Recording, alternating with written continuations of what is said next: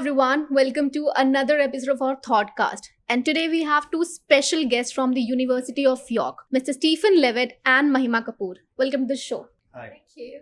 So, for our audience, could you please introduce yourself briefly about yourself, about your background, and your work with the students? So I'm Steve. I'm one of the professors in York Law School. I'm director of the Baroness Hale Legal Clinic, which provides free legal advice to members of the public, and students can do that as a module. And I'm also director of the Sustainability Clinic, which is an interdisciplinary module that students can do working on issues related to climate crisis. And I'm Mahima Kapoor. I'm the regional advisor at the University of York. I'm basically responsible for supporting students applying from South Asia to the University of York. So I work very closely with students, our alumni, British Council, and other key stakeholders that we have in India and South Asia region. Thank you so much for the introduction, and I have a lot of questions for both of you. So I'll start with you, Mr. Stephen. So first and foremost, I would like you to tell our audience, our students, what makes a student eligible to study law in UK. So anybody can study law in the UK. It doesn't matter what A levels or high school certificate you have. You can start law from scratch as an undergraduate student.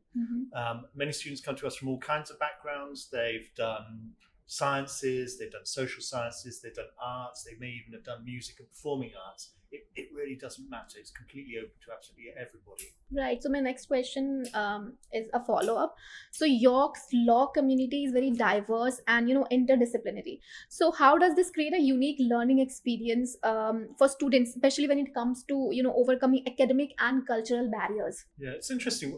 We have around about 20% of our students will come from overseas. So we're really proud of the diversity of our students. It's a very mixed group of students. We also work very hard to make sure that not only do students come from different international and national backgrounds, but they also come from different socioeconomic backgrounds. So we have a number of schemes within the university which assist students who are from more disadvantaged backgrounds to come to university. And we think they really contribute a huge amount to the environment. You go to university, I think, in part because you love your subject, you want to study your subject further, but you also go there because you want to meet people and you want to find out about other ideas and cultures and stories, and you're able to do that when you come to York Law School because of the range of people that you'll be meeting. Right, true. So I just wanted to add something to that. Like he said, students come with different social economic backgrounds, different academic backgrounds, and there's a lot of diversity that you will experience at York, especially in the classroom. You'll see there's a lot of diversity, people coming from different backgrounds.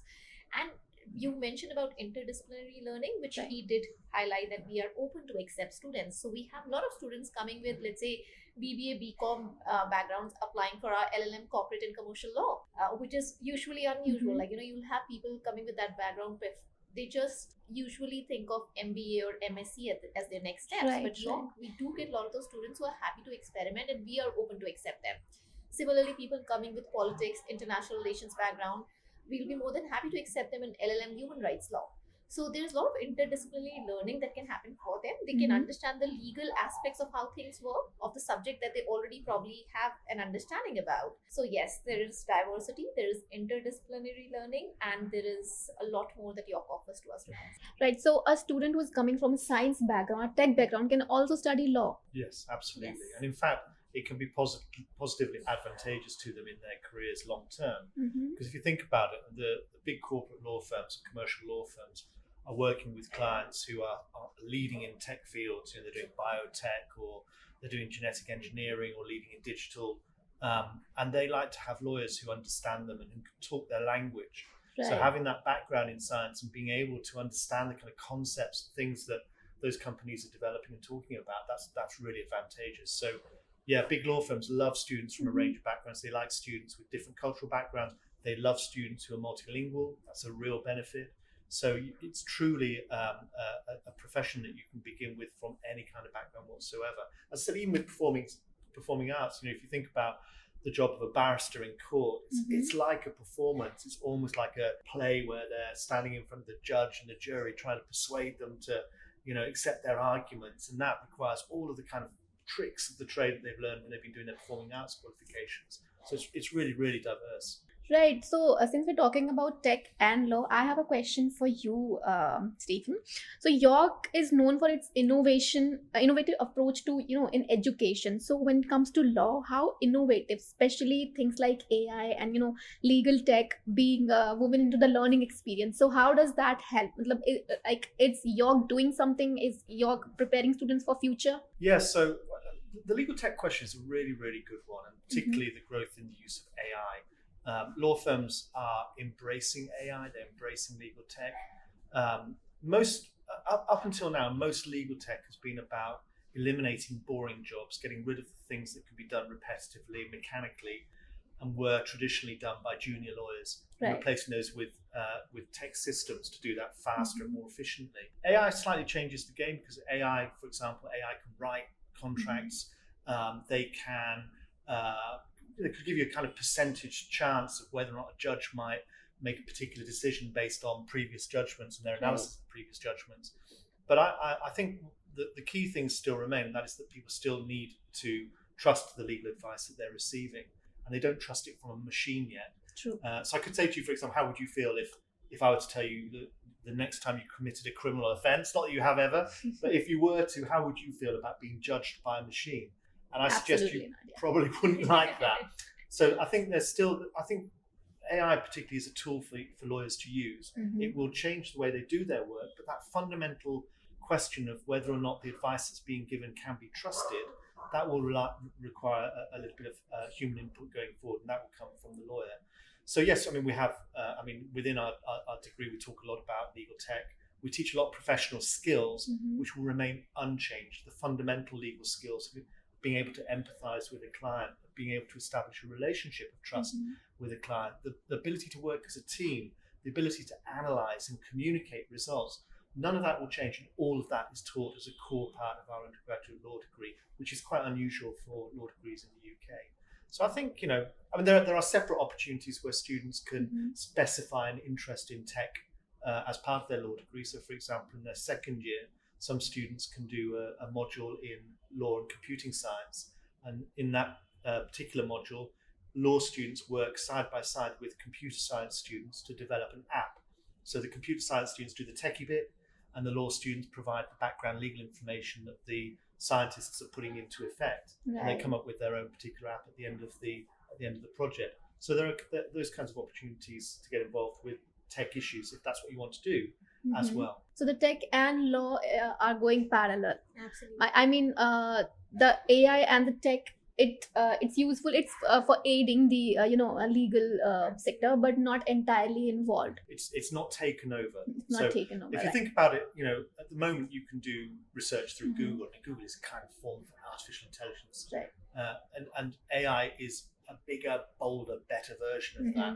So lawyers will use them for things like writing letters to clients, and a lot of the stuff that currently, writing emails to clients, where you have to write an individual email to lots of different clients, and you slightly change the wording. That's perfect for AI. Like an AI assistant. Yeah, exactly. So as I say, I think it will remain a tool at the moment.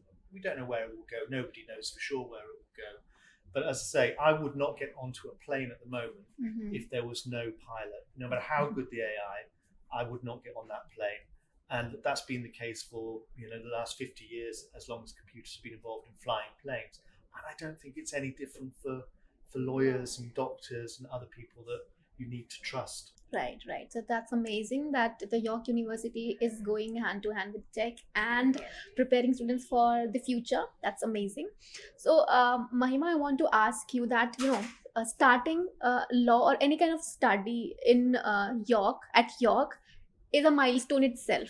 So what does a student should expect when they reach or when they land at the York University? How is the campus life? What's the student culture there at York? That's a fantastic question. Because when students go from here, obviously they have a lot of dreams, they have a lot of expectation, and the first thing that they land up is the beautiful campus that we have at York.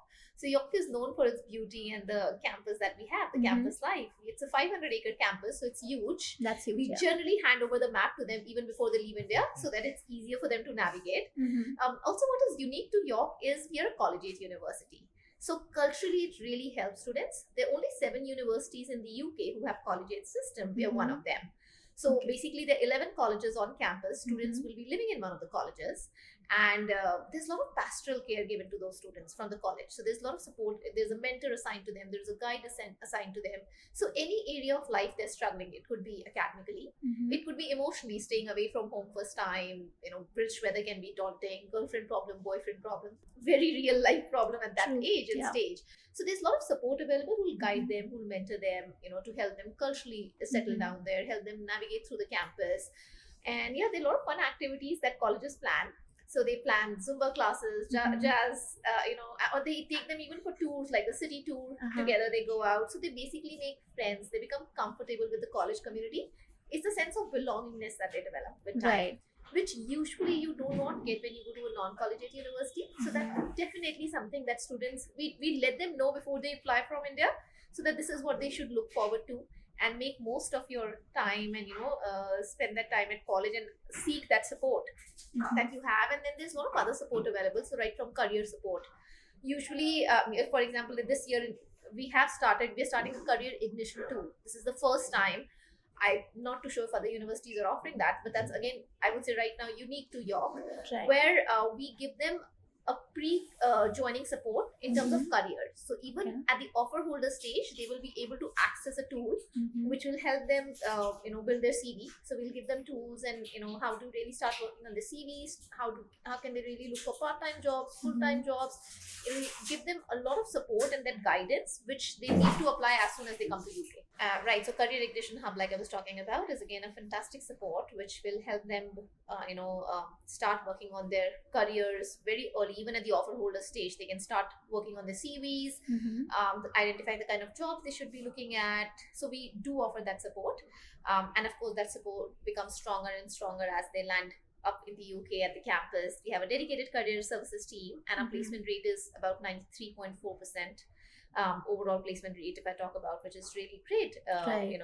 given that we are a Russell Group University and our alumni are really, really well placed. So we have a portal called York for Life, where all our alumni join, and the current students who are studying at York, and it helps them network with the alumni who are very well placed in the UK and other parts of the country. Right. So we have a very strong alumni network, and we make sure that our students get that support and that networking opportunities to network with our alumni, and maybe help them with careers, or at least be a mentor. So there's a lot of mentoring available for students to when it comes to career or job placements.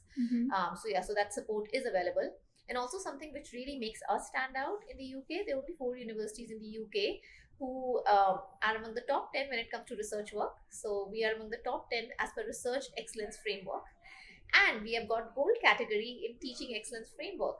So we are basically known for our research as well as teaching, and there are only 4 universities in the UK, other than including York, which have this, which are equally strong in research and teaching both. So you're being taught by the professors who are at the forefront of research. So it's not like you're being taught by research assistants or teaching assistants. So you're being taught by the academics who are at the forefront of the research Right. that they're holding. That's a world-class research. We're known for us being very research extensive universities, and the same academics are teaching you. So the quality of teaching is really, really high.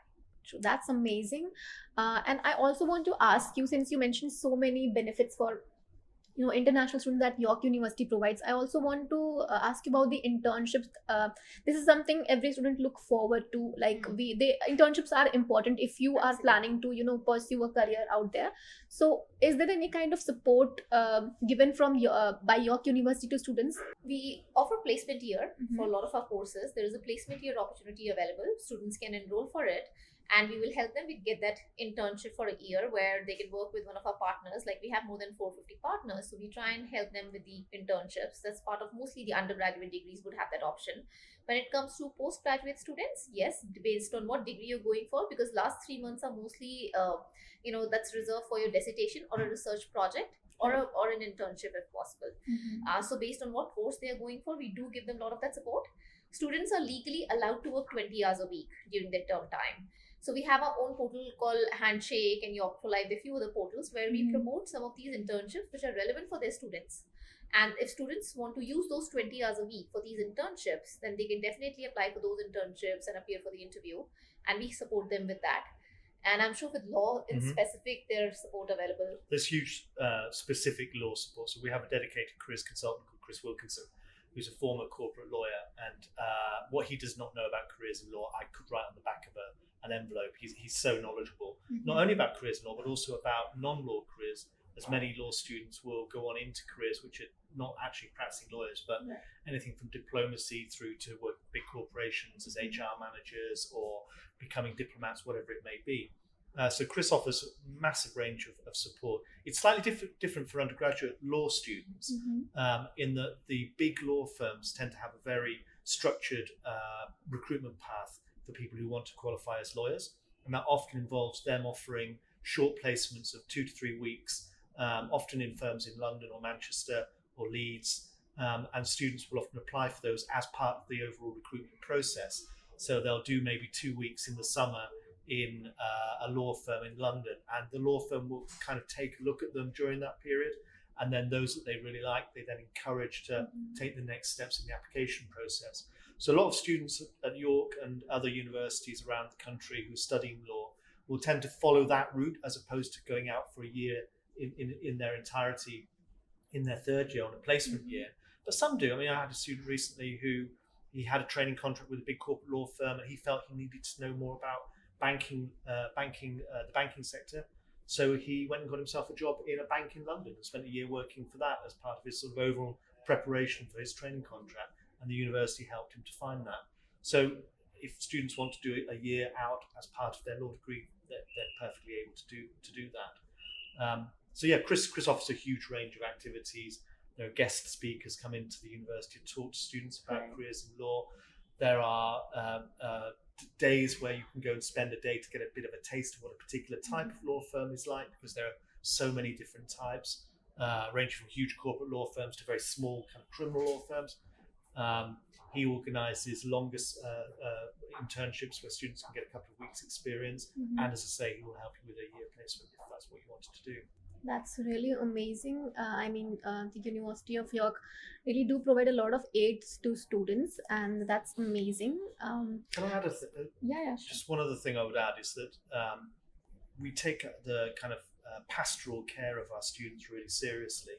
So when they join the university, yes, they've got lots of support initially when they arrive through Students' Union and through the onboarding team who basically help them to settle into their colleges and into their courses. There's a lot of pastoral support within the colleges themselves. So if students have problems, very often the first port of call that they go to is going to talk to one of the welfare managers in the colleges. And because the colleges are typically sort of 400 or 500 students together, the welfare managers tend to get to know students quite well. So there's that level of support there.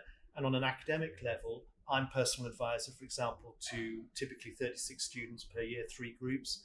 And I'll stay with those students all 3 years that they're at the university. So I get to know them quite well. I monitor their performance. I discuss how they're doing with their grades and so on. If any absences occur, it's flagged up to me so I can follow up to them and see if anything's wrong, because very often that's an indicator of students struggling. So we try to make sure that we're keeping an eye on what the students are doing, that we offer them a kind of listening ear, guidance and support if they need it, whilst at the same time allowing them to flourish as individuals. Right. So York University do provide the career, support, and the campus life is, I think, vibrant. The Campus life is good, yeah. Culturally rich, as well as I think there are a lot of clubs and societies also on campus. So there's something for everyone. There is. Absolutely. Right. There's more than 265 clubs and societies that we have. We have a youth sports complex. There's an Olympic-sized swimming pool on campus. There's gym on campus. We have our own student-run radio station on campus. There is a student-run cinema hall on campus. So there is so much more to explore beyond academics. Right, and that is something every student, look forward to while choosing any kind of university. And I think that is important also for the holistic growth of a student. Yeah. I think the other thing to say is that we talk a lot about the campus, but the campus is just on the edge of the town. Yeah. So if you want to go into the town, which is incredibly vibrant as well, because it's a small town of 300,000 people, but culturally it's so significant. We get around 9 million visitors a year. It's one of the most visited places in Britain. And that means there's always stuff happening in town. And it's really easy. You can get on a bus from the campus and you can be in town in 10 minutes. I cycle everywhere in York. It's incredibly flat. Yeah. It's really easy to get around my bicycle. There's lots of bicycle lanes, really safe.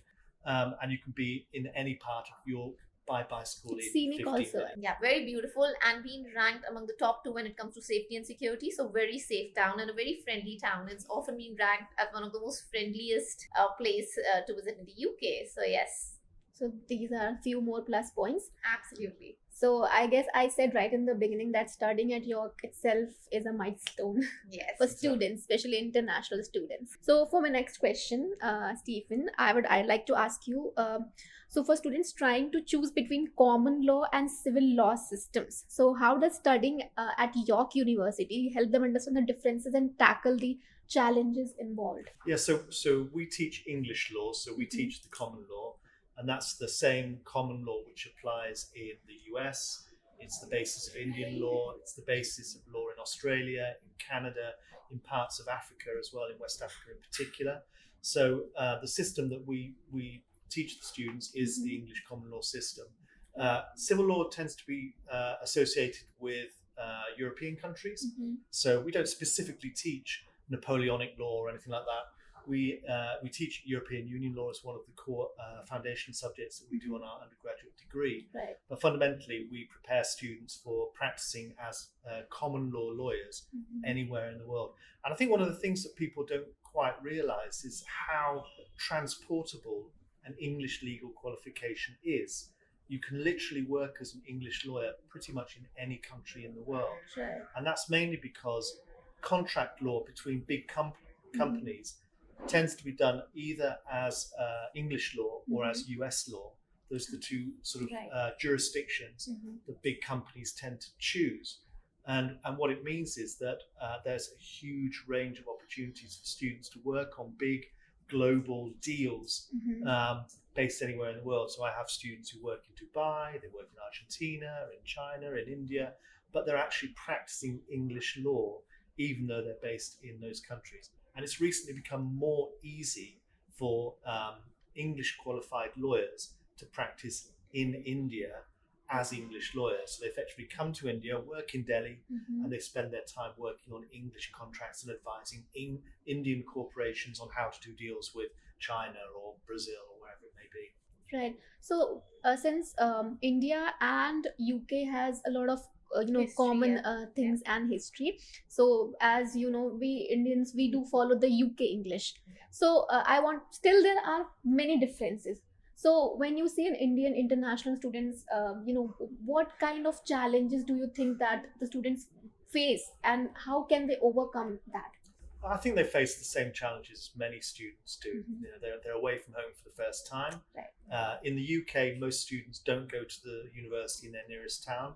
They travel. So even UK students are very often traveling hundreds of miles away from their homes to be at university. So they're in the same kind of boat, if you like. Interestingly, it's interesting what you say about sharing a lot. Sometimes that can be that can lead to the unfamiliar almost. So for example, when I speak British English to an American English speaker, it's sometimes funny how we misunderstand each other because we kind of understand each other, but it's not quite there. And that can sometimes be a bit of a challenge. But law's an interesting thing because we have our own language for law.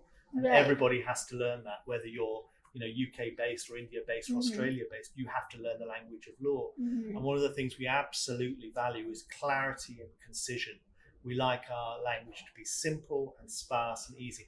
And I actually think Indian students very often have that quality that enables them to communicate really, really effectively. But yeah, I think their challenges are often, getting used to a new culture, getting used to the weather. It is a little bit cooler in England than it is in India. But it's those kind of challenges of starting a new life in a new country. It's a big step for them, but exciting at the same time.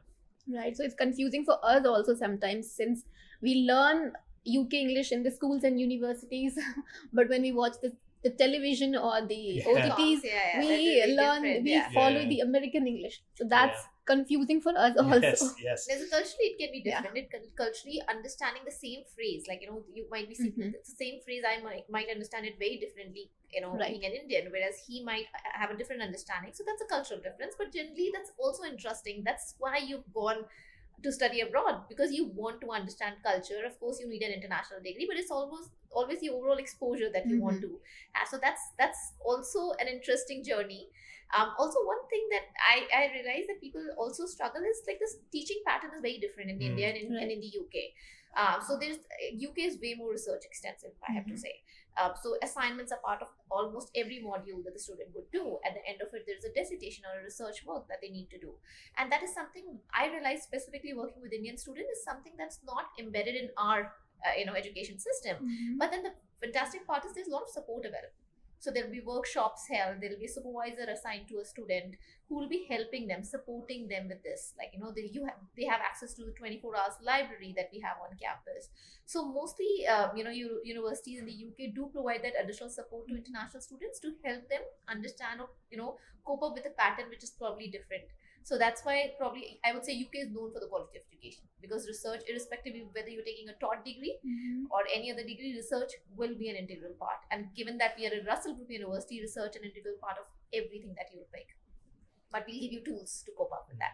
Since you mentioned Russell Group, how does that give leverage to a student that is studying in a Russell Group University versus studying in a non-Russell Group University? I think it's the quality of the education. So the quality of the people who are teaching you tends to be very high. So within the law school, for example, we have leading researchers in areas like constitutional law, AI, modern slavery, public law, you name it. There are people who are leading research there, and a high percentage of our research outputs are classified as world class. But I think more importantly, I think it's the teaching, the quality of the teaching as well, which gives students a bit of an edge over other Russell Group universities. So at York Law School, in the undergraduate programs, we're the only law school in the country that uses a specific method to teach, and that method is called problem-based learning. And what that means is that rather than sitting in lecture halls, writing lots of notes and just listening passively to lecturers telling you the answers to the questions they're going to ask you, we instead put our students into quite small groups of about 12 to 15 students. We call them student law firms. They stay in those groups for an entire year, and during that year we present them with problems.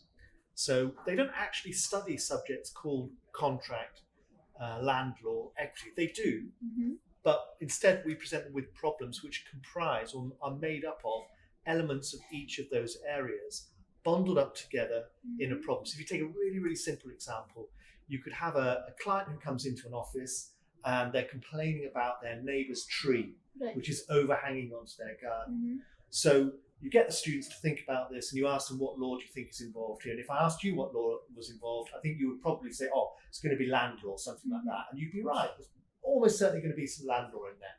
And maybe a little bit of civil law, possibly some torts. I would say civil law, very good, excellent. You're going to be a lawyer. And then you get the rest of the story, of course, because the client comes to see you, and the client's actually concerned about the way the neighbour reacted when they said to them, could you do something about your tree? It's blocking my line. Because the neighbour threatened her and said, if you keep asking me that, I'm going to come round and break your legs. Now, you've suddenly got criminal law involved with land law and with civil law, all in the same set of circumstances. And that's realistic. That's how law works. Clients don't walk into offices and say, I've got a problem here related to 1983 Consumer Credit Act Section 2, subsection A. They just come in with their papers, they throw them on the table, the papers are a mess, the client breaks down into tears, they tell the story backwards, they tell you at the start that the problem is about one thing, but actually it turns out it's something completely different. Sometimes they don't even tell the story until their hand is on the handle of the door as they're leaving, and then they turn around and go, oh, actually what I really wanted to see you about was this. So you have to be able to respond to that and deal with it. So we train our students by giving them realistic scenarios like that, through which we deliver the curriculum. And so when you look at our law degree, what you see, instead of modules in crime and modules in contract, you see a program called Foundations in Law. It's all of the legal subjects that you study compulsorily on any law degree in the UK, exactly the same. But the way we do it is we give you all of the subject principles at the beginning of year one. So right from almost day one of your undergraduate law degree, you're being asked to work with principles of different areas of law in context in a variety of problems. And we then train you how to unpick that problem, how to identify the questions you need to ask in order to understand the problem, and then how to research it and then communicate it back to the client. So it's not only about knowledge, it's about skills, it's about research at the same time. And it's a very, very different way of doing things. And I think, in comparison to other excellent Russell Group universities, I think that teaching methodology really makes our students stand out when they come to apply for jobs with big law firms. Right. So it's experience-based learning is what York University is providing to students, which is very important. And listening to you also feels like there's a student-mentor relationship among the teachers and students, which is very important and brilliant. Yeah, you will get to know your teachers very well in the law school. I teach problem-based learning. I teach modules in the second and third year as well. And many of us are qualified practitioners. So I have a qualification as a solicitor, for example. I have a current practicing certificate. I work with colleagues who are solicitors and barristers and have many years of both corporate law experience, but also working in small law firms or in local government. And they bring a very practical approach to their academic research. They haven't just spent their entire lives as academic researchers in law, which is what sometimes happens in some of the more prestigious universities. They've been there and they've done it, and they bring that into their research, which means their approach to teaching and their approach to research is slightly different. So, Mr. Stephen, we know that UK's law system is one of the most disciplined law systems in the world. So, beyond the university, beyond the graduation, what are the career opportunities students have, since the world is constantly evolving and changing? So, are there any emerging career opportunities that students should look forward to or maybe explore? Yeah, I mean, there are a huge range of opportunities for different types of career. Obviously, most students who study law start studying wanting to be practicing lawyers. In the UK, we have a divided profession of solicitors and barristers or advocates. So one route would be to qualify as a solicitor or a barrister. If you're a barrister, you work mainly in court. If you're a solicitor, you kind of work in the background, preparing the cases ready to go to court. But there are huge opportunities. If you become an English solicitor, you can go and work pretty much anywhere in the world and work on English contracts in different jurisdictions. So there's a lot of law opportunities in themselves. Law tech has become a really growing area for quite a lot of my students who've decided they don't want to be practicing lawyers. They've gone and worked for startup companies who are trying to disrupt the whole law sector by introducing new forms of legal tech, speeding up processes or changing processes, and using tech to enable firms to become more efficient and profitable. Right. So that's become an interesting area for students who move on. But outside of the law, many students decide not to do law as a practicing solicitor or barrister and decide instead to go into something completely different. And that's equally possible because law is seen as a good degree to have if you want to go into those areas. So I have students who are career diplomats, they're journalists, they're working for trade organizations, they go into anti-fraud units in big businesses, they work in the city in finance, they teach. It's an extremely broad range of job opportunities that are available for students. I think what's key is that as a Russell Group university, York is an elite university. So employers want our students. We actually, as a law school in particular, very rarely go out to law firms and say, please take our students. The law firms come to the law school and try to attract the law students positively to choose them. That's really amazing to hear, and very reassuring that you are not going to sit idle after graduating, because that's what concerns the students most. That even if we study, we are going abroad, we'll study, we'll invest, but if we don't find a job, if we don't find a career, so it's not worth it at all. Well, what's interesting is that we've now started to launch this September a new graduate law degree. So it'd be the graduate LLB. Professional law SQE. It's quite a long title, but the intention behind the degree is that it's a 3-year law degree for people who've already previously done a law degree, for example, in humanities, a 3-year liberal arts degree in India, for example, and are now thinking about how they can get something a bit more specific and a bit more focused. And the beauty of the new 3-year graduate LLB is that it also prepares the students for the the solicitor exams in the UK. So that means that they can potentially be studying for their graduate law degree and at the same time preparing to sit the solicitor's exams, which is the first stage to getting a job working as a trainee lawyer before you then qualify fully in the UK. And as I say, if you qualify as a lawyer in the UK or in England specifically, then you can bring that qualification back to India. And even though you would be working potentially as an English lawyer, there's still a huge amount of work being done in India by English law firms. So it offers you huge opportunities to work all around the world. Right. So that's very wonderful to hear that you are making students career ready. Generally, they get a lot of support also, to kind of, when it comes to transferable skills, generally they don't know what more they can do beyond law. Yes, and exactly. not everybody may want to, like he said, want to go and get into law. I know when we go for a professional degree, like if I'm a doctor, I'm studying MBBS, I would think of being a doctor, lawyer, obviously practicing as a lawyer. But there is a lot of awareness that is given to them that how more they can use a degree. So that's why and most of these students, we have realized they're open to explore different kind of sectors, different territories, so which is fantastic. We have had students, and we don't restrict them only to apply to UK. We encourage them to apply to different territories as well. So generally, most of our partners that they're globally operating. So they have, we've had students who have got jobs in Dubai, Hong Kong, Singapore, other European countries. So we generally encourage them to expand their horizon and, when it comes to sectors or territories, and explore more.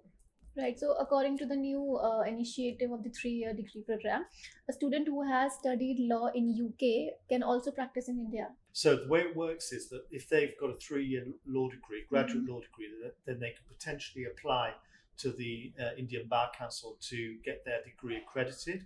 If the Indian Bar Council decides not to accredit it, then there's a bridging course that students do after that, which then enables them to sit the Indian bar exams. But I think the point I'm trying to make is that the students who will be interested in this will be, I think, students who actually are thinking, I'd really like to go and live and work in the UK. And by doing this kind of degree, it gives them the opportunity to potentially live and work in the UK as an English qualified lawyer. Right. Because as I said, the big corporate law firms in the UK love students from different backgrounds with different experiences and different languages and so on. So they become a highly prized asset potentially, and that increases their job prospects. But enables them to work first in the UK, and then if they decided they wanted to come back to India and qualify as an Indian lawyer, they would have done the basics already. So it's a very transferable qualification. Right. So thank you so much. That's such a valuable insight, and thank you for sharing.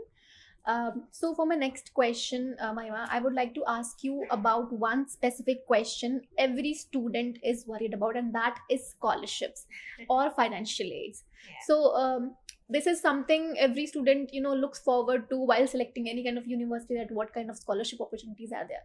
So what about York University?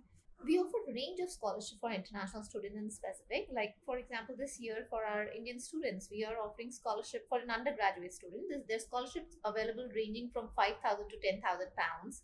There are also scholarship available which covers their full first year tuition fee, 10,000 pounds discount in the second year, and 10,000 pound discount in the third year. Of course, that's a more competitive one, but there are scholarships available. And then when it comes to international students who are going for postgraduate programs, we are offering scholarship ranging from 4,000 to 6,000 pounds based on what course they're applying and what time of the year they apply.